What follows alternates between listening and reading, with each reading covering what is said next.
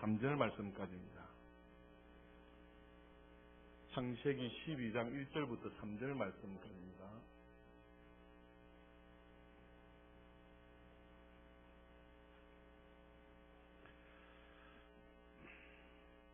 창세기 12장 1절부터 3절 말씀까지 합독하시겠습니다. 시작. 여호와께서 아브라함에게 이르시되 너는 너의 고향과 친척과 아버지의 집을 떠나 내가 내게 보여줄 땅으로 가라. 내가 너로 큰 민족을 이루고 내게 복을 주어 내 이름을 창대하게 하리니 너는 복이 될지라. 너를 축복하는 자에게는 내가 복을 내리고 자에게는 내가 저주하리니 땅의 모든 족속이 너로 말미암아 복을 얻을 것이라 하신지라.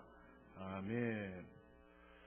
너무나도 잘 아는 본문의 말씀인데요. 이 본문 말씀을 가지고 제목을 이렇게 정했습니다. 아브라함 선교사라고 제목을 정했는데 말씀 가운데 도전받으시고 은혜의 시간이 되었으면 좋겠습니다.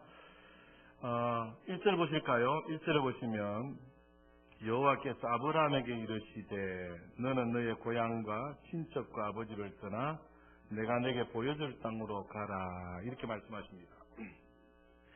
1절에 보시면 여호와께서 아브라함에게 이르시되 이렇게 말씀하십니다. 아브라함이 먼저 하나님을 찾아 부른 것이 아니라 누가 먼저 부르셨다고요? 하나님이 아브라함에게 찾아와서 아브라함을 불러 말씀하셨다라는 것입니다. 여러분 이것이 굉장히 중요한 것입니다. 성경에 보면 아담이 범죄하지 않습니까? 범죄하여서 하나님의 낯을 피하여 숨게 되지 않습니까? 그때에도 누가 먼저 찾아오셨습니까? 하나님이 먼저 찾아오셔요. 하나님이 먼저 찾아오셔서 아담아 아담아 내가 어디 있느냐라고 말씀하셨다는 겁니다. 여러분 노아 홍수 때 세상에 죄가 간영하여서 물로 하나님이 다 심판하셔요. 심판하시고 난 다음에 하나님의 아들들이 사람의 딸들과 좋아서 서로 상관하려 합니다. 그때에도 살아남은 노아에게 하나님이 먼저 찾아오십니다. 하나님이 먼저 찾아오셔서 말씀해 주셨더라는 것입니다. 여러분 이스라엘 백성들이 애굽에서 노예 생활하지 않습니까? 노예 생활하다가 이제 하나님께서 때가 되어져서 이스라엘 백성들을 애굽에서 구출해 내려 합니다. 그때의 지도자로 누굴 세웁니까? 모세를 세우지 않습니까? 지도자 모세를 세우실 때에도 모세가 먼저 하나님 앞에 나아간 것이 아니라 하나님께서 모세에게 나타나셔서 불러주셨다는 겁니다. 모세뿐만이 아닙니다. 여러분 잘 아시는 이스라엘의 위대한 왕하면 누굽니까? 다윗 왕 아니겠어요. 사울 왕이 하나님 말씀을 거역함으로 그를 폐위시키고 다윗을 이스라엘의 2대 왕으로 세우는데 그때에도 보니까 하나님께서 사무엘을 통하여서 이 다윗에게 찾아가서 기름을 붓게 하시더라는 겁니다.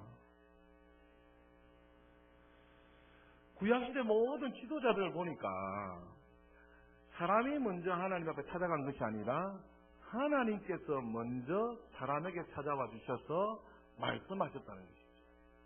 아담아 모세야 하면서 이렇게 말씀하셨어요.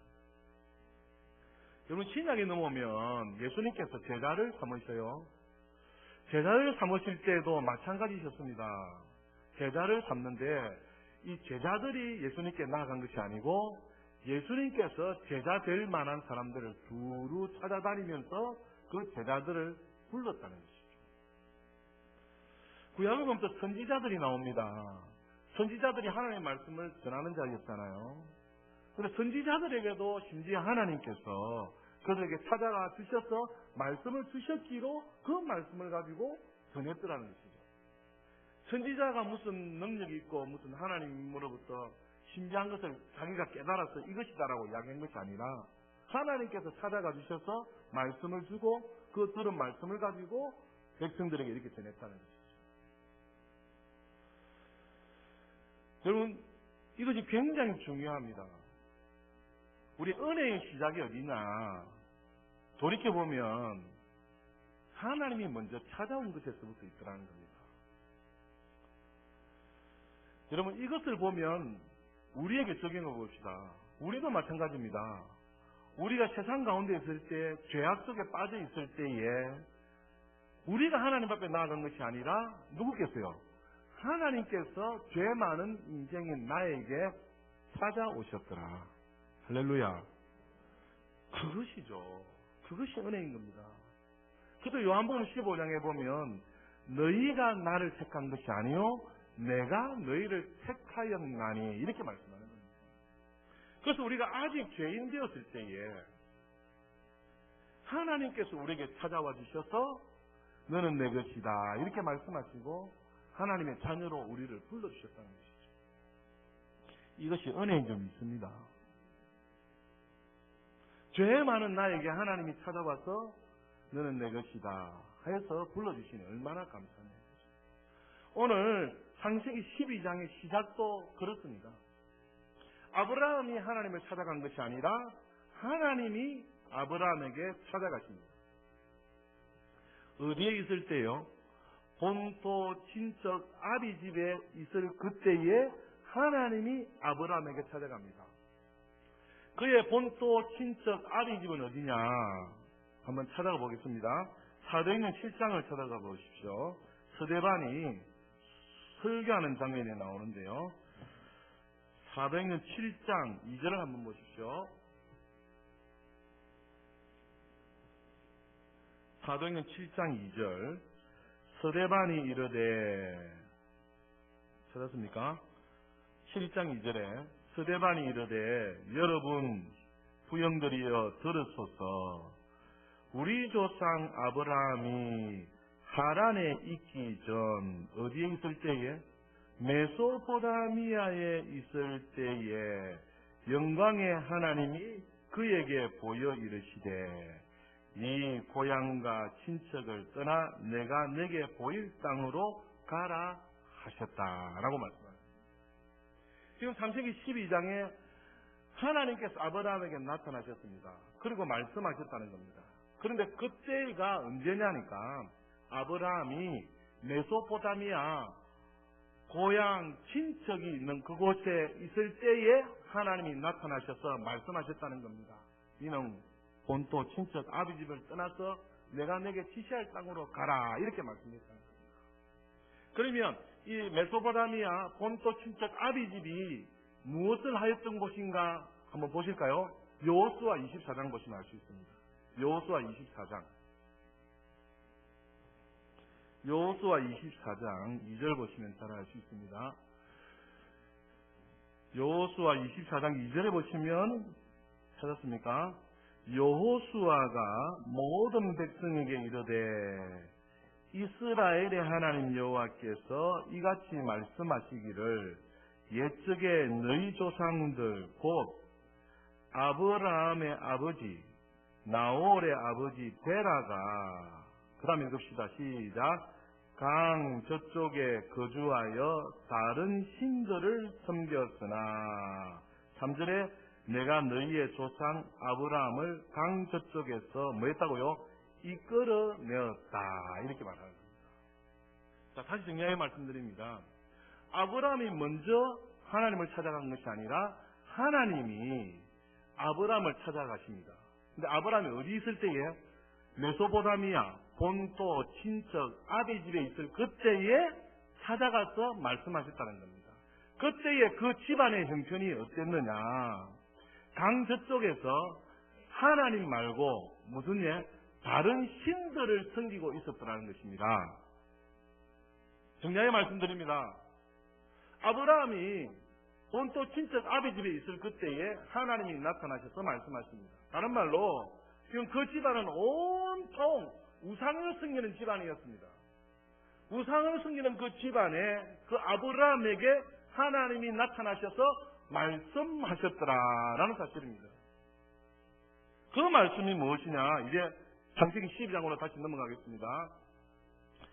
12장 1절 보시면 여호와께서 아브라함에게 이르시되 너는 너의 고향과 친척과 아버지의 집을 떠나. 이제 이해되시죠?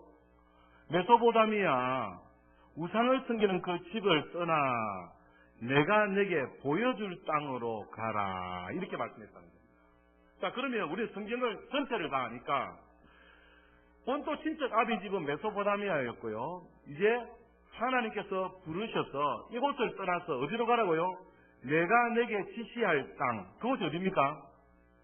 가나안 땅. 여기 5절에 보면 나와 있습니다. 아브라함이 그의 아내 사레와 조카 롯과 하란에서 모든 소유와 얻은 사람들 이끌고 어디에? 가나안 땅으로 가려고 떠나서 마침내 가나안 땅에 들어갔더라. 이렇게 말씀하는 겁니다. 이해되시죠? 자, 다시 정리합니다. 메소포타미아 우상을 섬기고 있는 그 아브라함에게 하나님이 찾아가셔서 말씀하십니다. 너는 이곳 내 본토 친척 아비 집을 떠나서 어디로 가라고요? 가나안 땅으로 가라. 이렇게 말씀했어요. 메소포타미아하고 가나안 땅은 거리가 수백 킬로 떨어져 있습니다. 지금 우리 창원에서 저기 서울까지가 300 몇십 킬로 되잖아요. 그거보다 훨씬 더 먼 거리입니다. 메소포타미아하고 가나안 땅하고는 엄청나게 거리가 멉니다.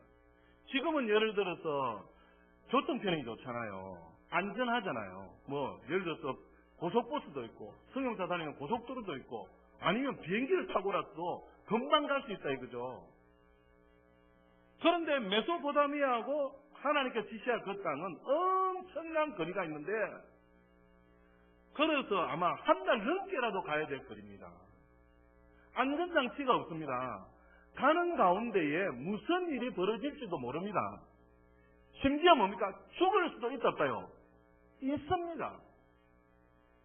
그 어마어마한 거리를 뭡니까? 지금 하나님께서 아브라함에게 내가 지시할 땅으로 가라 이렇게 말씀하니까 그 말씀 한 말씀 붙잡고 지금 위험을 감수하고 죽을 각오로 메소포타미아에서 지시할 땅으로 가더라는 겁니다. 이해되십니까? 이것을 오늘날로 말씀하면 뭘까요? 오늘날로 말하면 선교인 겁니다. 이번에 여름에 우리 많은 분들이 장기 선교를 갔어요. 제일 멀리 가는 사람을 보니까 모로코라, 모로코.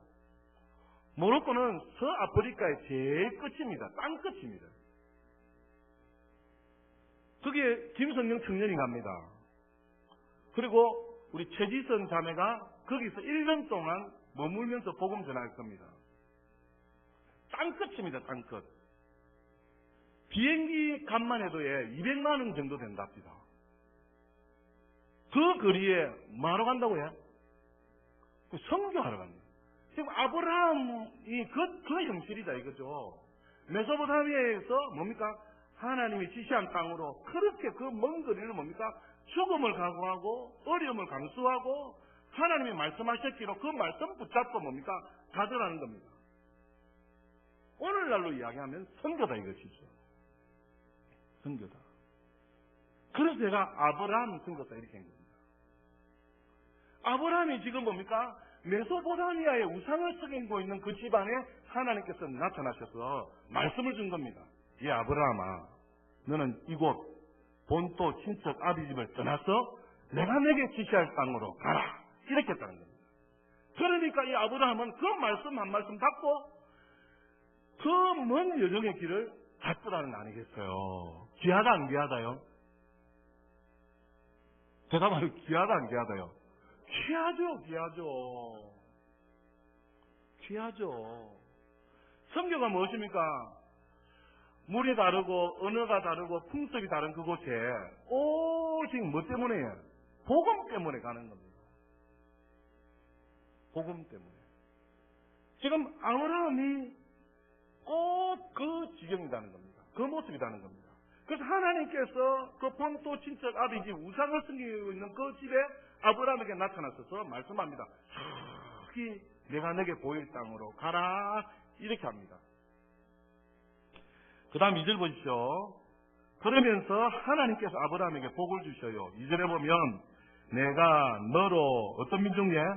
큰 민족을 이루고 또 어떻게 해요? 내게 뭘 주고 해? 복을 주고 또 내 이름을 어떻게 하고 해? 창대하게 하리니 너는 뭐가 된다고요? 복이 될지라. 이 복이 될지라 이 말은 미완료형입니다. 미완료형이 뭐냐니까 지금부터 계속하여서 뭐가 된다고요? 네가 복이 될 것이다. 오늘 복이 끝이 나는 게 아니고 내일 복이 끝이 나는 게 아니고 하나님께서 너는 복이 될지라 이 말은 지금부터 계속하여서 너는 복이 될 것이다. 누가 말씀하셨다고요? 하나님.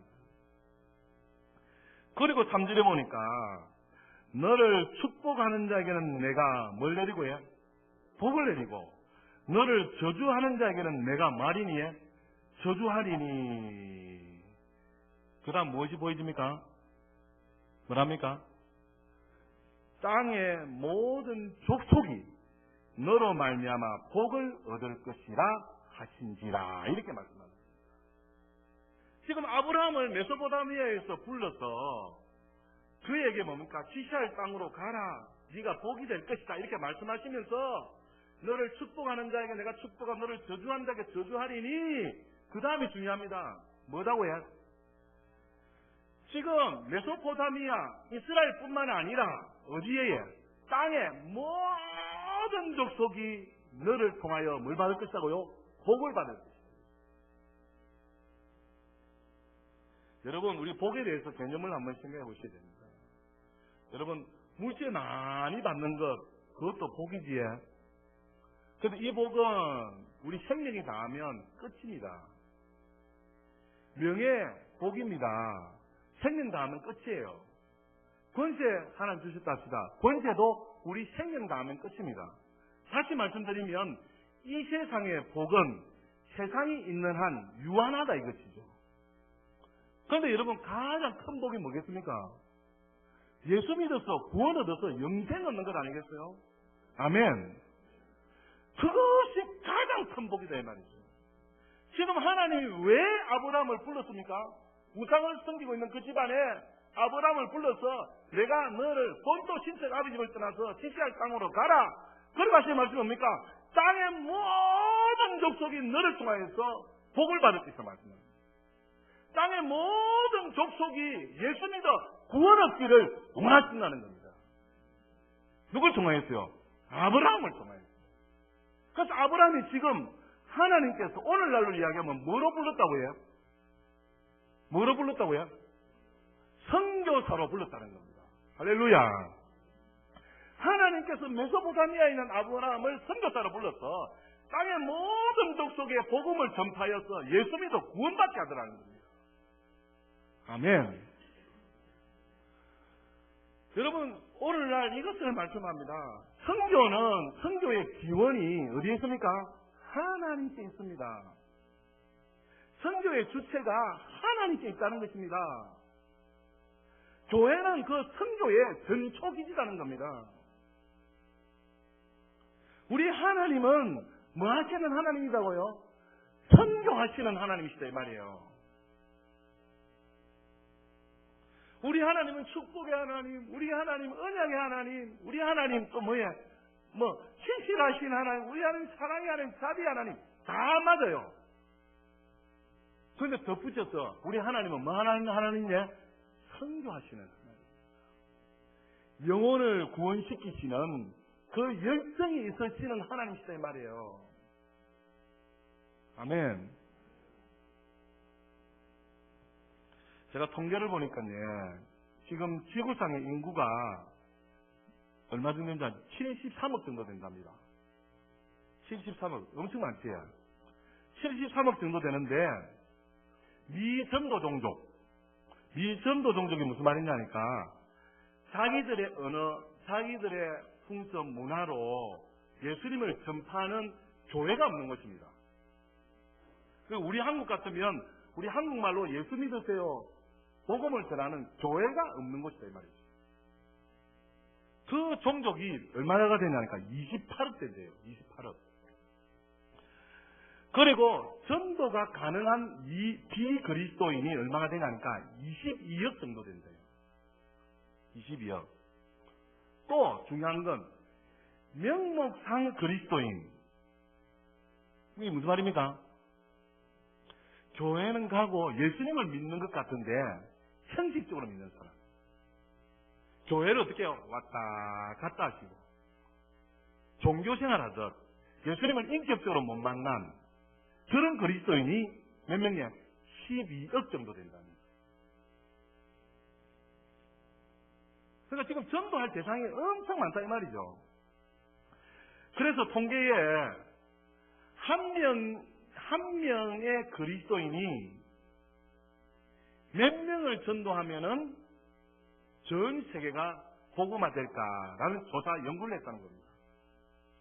저도 시대별로 했는데요. 초대교회 시대 AD 100년경에는 한 명이 몇 명을 전도해야 그 당시 전 세계를 복음할 수 있느냐니까 360명을 전도해야 된답니다. 그러니까 저도 360명 전도하고 우리 장로님도 360명, 권사님도 300명 각자가 몇 명씩을 해 360명을 전도해야 전 세계가 복음화 될 수 있어요. AD 100년경에는. 그런데 이제 AD 1000년경으로 오면 몇 명을 전도해야 된다니까 한 명이 270명을 전도해야 전 세계가 복음화 될 수 있대요. 더 이제 가까이 왔어요. 종교개혁 시대를 지나서 AD 1500년경에는 이제 종교개혁 시대가 되다 보니까 예수님을 믿는 일들이 많이 생겼겠죠. 그래서 한 명이 몇 명을 전도해야 전 세계가 복음화 되냐니까 85명. 엄청 많이 감소됐죠.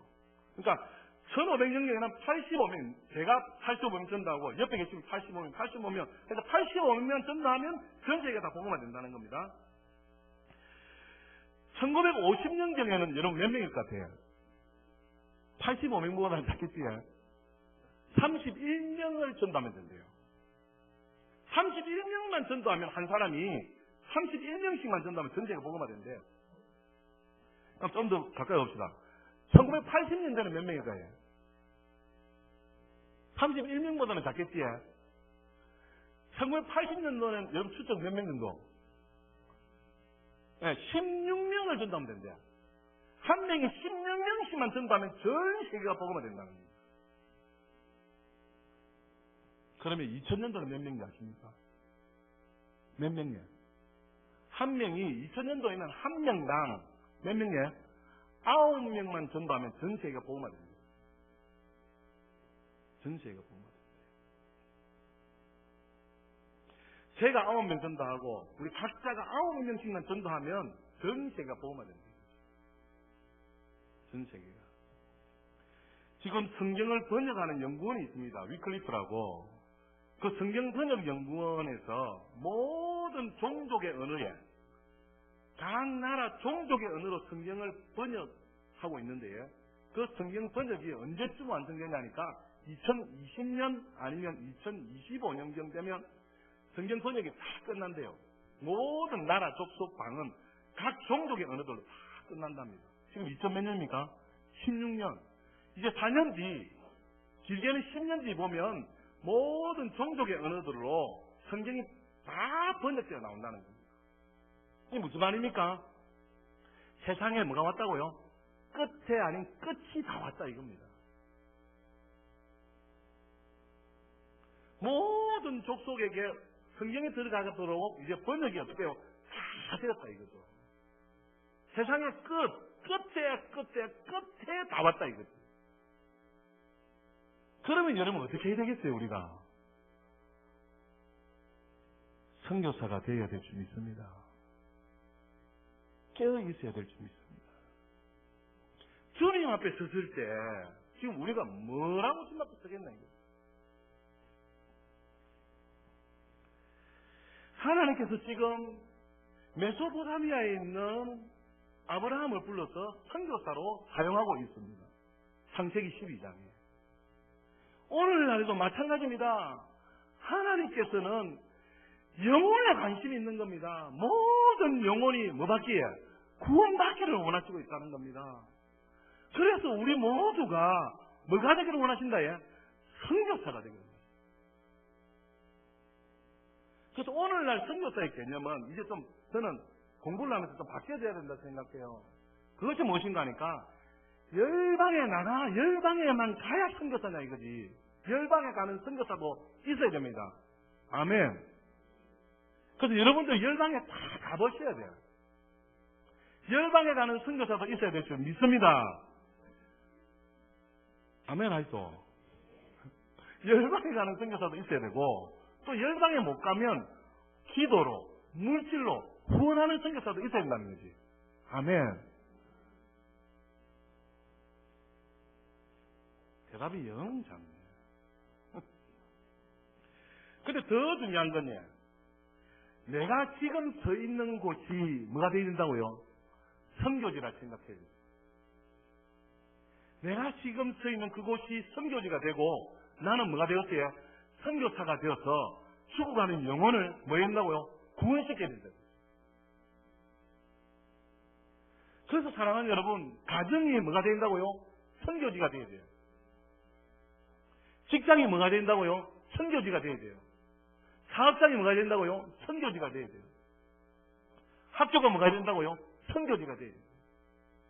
그래서 우리가 모두가 선교사로서 가정과 직장과 사업과 생활 가운데 학교 가운데 뭡니까? 선교사가 되어져서 그들에게 뭐예요? 복음을 전하는 자가 되어야 돼요. 이것 외에는 저는 답이 없다고 생각해요. 오늘 하나님께서 메소포타미아에 있는 아브라함을 불렀습니다. 선교사로 불렀다는 겁니다. 그래서 내가 내게 지시할 땅으로 가라 말씀하시고 이 아브라함을 통하여서 뭐야? 땅의 모든 족속이 너를 통하여서 복받기를 구원받기를 원하십니다. 그래서 여러분 우리 자신들을 좀 돌아보시기를 주님의 축복합니다. 아니 우리 교회를 한번 돌아봅시다. 우리 교회는 과연 교회의 제1되는 목적이 사명이 선교라면 이 선교 일을 우리 교회는 과연 얼마나 하고 있나 이거죠. 우리 개인은 얼마나 이 선교하는 일에 동참하고 있나 이거죠. 그래서 우리 모두가 선교사가 되어서 가정에서도 직장에서도 사업터에서도 생업터에서도 학교에서도 그것이 선교지라는 마음으로 주님의 마음으로 그곳에 살아가야 된다니까요. 아멘. 그래서 여러분들 이제 모두가 선교사인 것을 아시길 바랍니다. 아브라함만 선교사가 아니고 열방에 가는 사람만 선교사가 아니고 우리 모두가 선교사로서 내가 서 있는 그곳이 선교지가 되어져서 그 땅을 변화시키고 그 백성들을 구원시키는 우리가 다 되어져야 될 줄 믿습니다. 옆에 분에게 축복할 당신은 선교사입니다.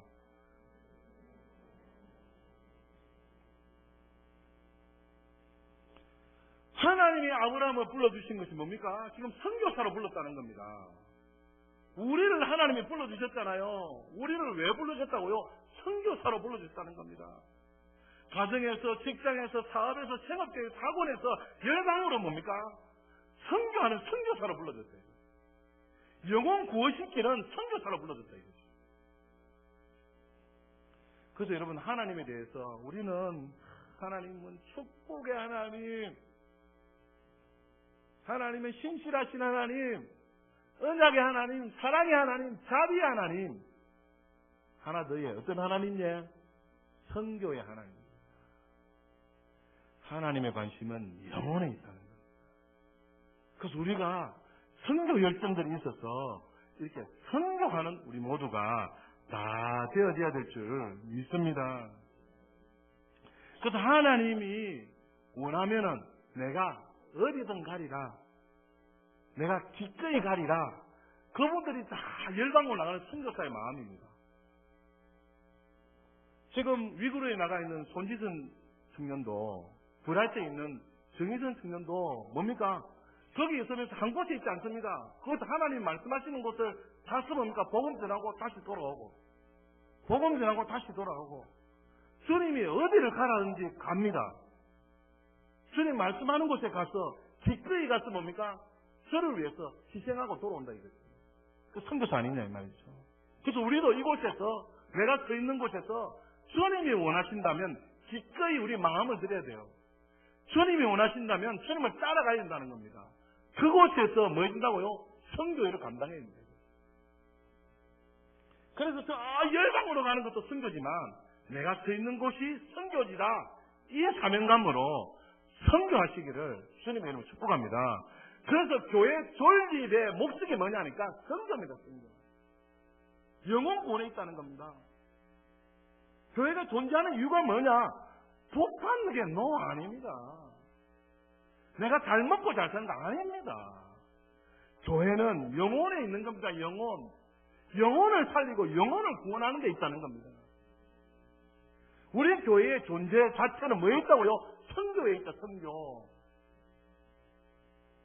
그래서 제가요 충격받는 이야기는 이 교회가 어떤 교회는 예산의 30%를요 선교해요. 어떤 교회는 60%를 선교해요. 교회에 재정이 하나도 없습니다. 뭐하는데 다 쓴다고 해? 선교하는 데 다 씁니다. 그걸 보니까 너무 귀하다. 그런데 그 교회가요 점점 부흥하고 성도들이 점점 잘 되었어요. 엄청나게 복받는 것을 본답니다. 왜 그럴까요? 하나님의 심정이 선교하는 것입니다. 하나님의 마음이 선교하는 것입니다. 교회 학교 운영 어떻게 합니까? 하니까 잘 모릅니다. 이렇게 목사님이. 그 목사님 교회 학교 운영하는데 왜 몰라요? 돈이 들어갈 건데. 그런데 잘 굴러간대요. 그 어떻게 하냐니까 재정은 한 개도 없는데 교역자와 교사가 헌신력을 한다 이거죠. 그럼 무슨 말입니까? 그때 필요한 재정들을 기도하고 그때 뭡니까? 모아가지고 사용하고 모든 재정은 뭡니까? 섬겨버렸거든요. 심지어 선교사에게 보낼 재정이 없으면은 빚을 내서라도 보낸다는 겁니다. 왜냐하니까 그 선교사는 그 선교비 없으면은 그 땅 가운데서 어려움 당할 수 있습니다.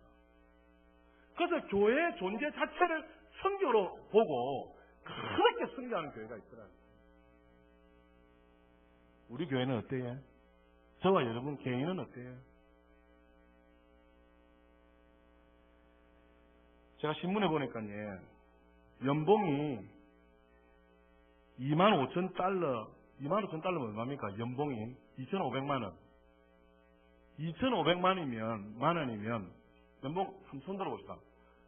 제가 좀 파악을 해야 되겠다. 연봉 2,500만 원 1년에 2,500만 원 거의 다 버리잖아요. 아닙니까? 2,500만 원 이상 버리면 세계 부자들의 부유층 10% 안에 든답니다. 그만큼 못 먹고 못하는 사람이 많다. 세계 몇 프로에? 10%. 10% 안에가 연봉이 2,500만 원이 안 돼요. 더 충격적인 것은요. 연봉이 2,500달러 250만 원이에요. 연봉이 얼마예요? 250만 원. 250만 원이면 10달러 계산하면 한 달에 얼마예요? 25만 원씩. 25만 원과 생활한다 이거죠. 그래서 10달 하면 2,500 아닙니까? 이 2,500만 원만 1년에 버려도 세계의 부유의 몇 퍼센트 되는지 압니까? 50% 안에 들어간대요. 50% 안에요.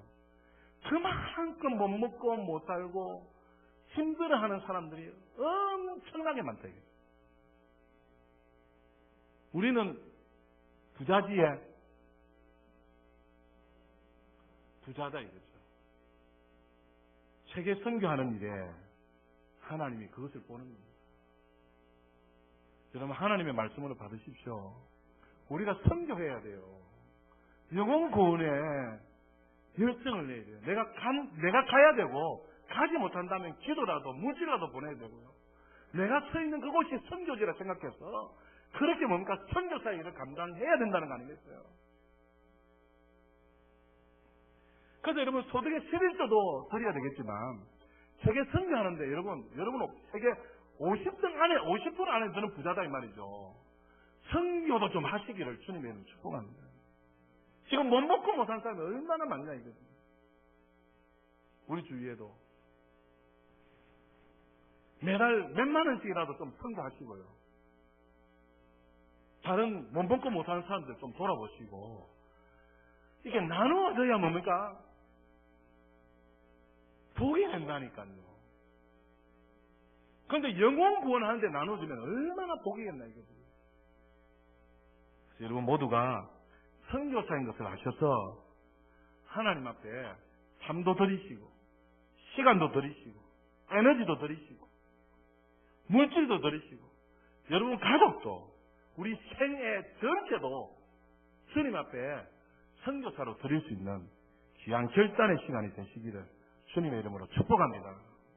하나님께서 메소포타미아 우상을 섬기고 있는 그 아브라함에게 찾아가셔서 너는 이제부터 선교사가 돼서 땅의 모든 족속이 너를 통하여서 복을 받을 것이다. 이렇게 말씀하셨던 것처럼 우리에게 오늘 하나님 말씀하신다 믿으셔서 선교사로 우리가 처한 그곳이 선교지로 여기셔서 사명 감당하시기를 주님의 이름으로 축복합니다. 저는 무슨 선교사예요? 조선교사. 아멘. 그래서 저는 선교명을 지었습니다. 제 선교명이 뭐냐니까